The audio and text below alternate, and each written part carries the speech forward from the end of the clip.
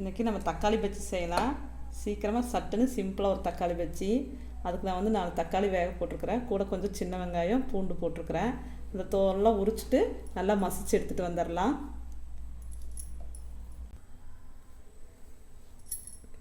Stove on பண்ணிக்கலாம்.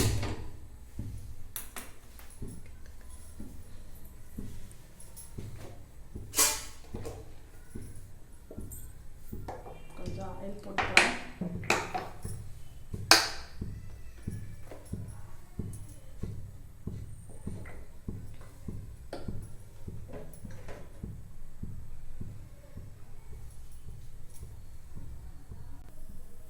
எண்ணெய் காஞ்சிருச்சு. கொஞ்சம் கடுகு,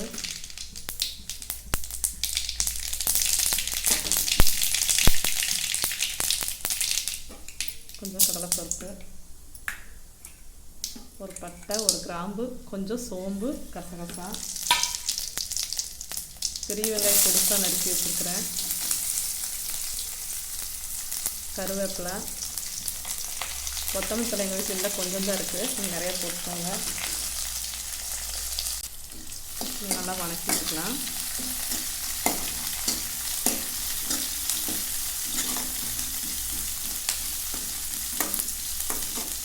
கொஞ்சம் வெங்காயம் நல்லா வணங்கட்டும்.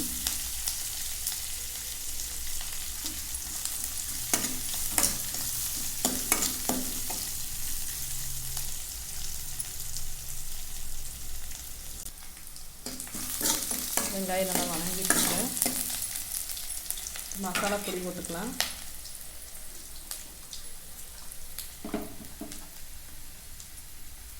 கொஞ்சம் தனி மிளகாய் பொடி, கொஞ்சம் மஞ்சள் பொடி, உங்களுக்கு காரத்துக்கு தகுந்த மாதிரி போட்டுக்கோங்க. கொஞ்சம் சிக்கன் பொடி. இந்த தக்காளி குருமா இட்லி தோசைக்கு சூப்பராக இருக்கும். செஞ்சு சாப்பிட்டு பாருங்கள். உரம்பரைங்க வந்துட்டாங்க, டக்குன்னு ஈஸியாக ரெடி பண்ணிடலாம். அவ்வளோதான். இப்போ நம்ம மசிச்சு வச்சுருக்க தக்காளி இதில் ஊற்றிக்கலாம்.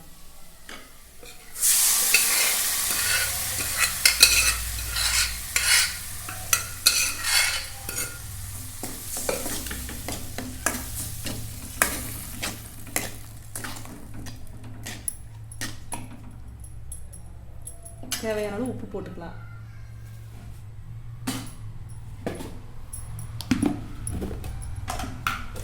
காரம் உங்களுக்கு எவ்வளோ தேவையோ அவ்வளோ போட்டுக்கோங்க. இல்லை வரமிளகாய் கூட போட்டோம்னா போட்டுக்கலாம். குழந்தைங்க விரும்பி சாப்பிடுவாங்க.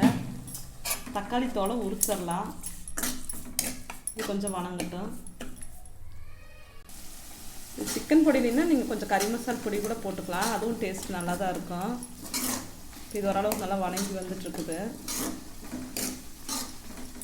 அப்போ வந்து நான் தக்காளி வேக வச்ச தண்ணியை இதில் கலந்துக்க போகிறேன்.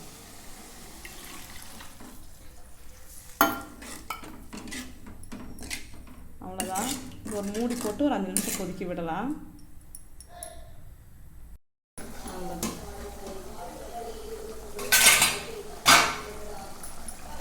இது நல்லா சுண்டி வந்துருச்சு. மசாலா வாசனையெல்லாம் போயிடுச்சு. பாருங்கள், ஓரளவுக்கு நல்லா கெட்டியாக வந்துருச்சு. இந்த ஸ்டேஜில் நம்ம என்ன பண்ண போகிறோன்னா, நான் வந்து 1 ஸ்பூன் இட்லி மாவை தண்ணியாட்டம் நல்லா கரைச்சி வச்சுருக்கேன். அதை மேலாப்பில் தெரிஞ்சாப்படி ஊற்றிக்கலாம் கொஞ்சம். இது எதுக்குன்னா, குழம்பு கொஞ்சம் தடிச்ச மாதிரிக்கு வரும். தக்காளி கம்மியாக இருந்தாலும் கூட இதை வச்சு நம்ம மேனேஜ் பண்ணிக்கலாம். ஒரே ஒரு நிமிஷம் கொதிச்சா போதும்.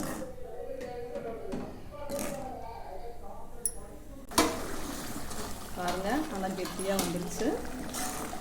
இதுதான் கரெக்டான ஸ்டேஜு. போதும். இப்போ நம்ம ஸ்டவ் ஆஃப் பண்ணிவிட்டு இது ஒரு வேறு பவுலுக்கு மாற்றிக்கலாம். பாருங்கள், நம்ம தக்காளி பஜ்ஜி சூப்பராக வந்திருக்கு. இப்போ நம்ம இதை இட்லிக்கு ஊற்றி சாப்பிட்டு பார்த்துட்டு எப்படி இருக்குன்னு சொல்லலாம். எங்கள் வீட்டில் இட்லிக்கு வெந்தயம் அதிகமாக போடுவோம். அதனால் கொஞ்சம் மஞ்சள் கலராக தான் இருக்கும். இந்த இட்லி கூட தேங்காய் சட்னி வச்சு சாப்பிடுங்க. சூப்பராக இருக்கும். நீங்களும் செஞ்சு பார்த்துட்டு எப்படி இருக்குன்னு சொல்லுங்கள்.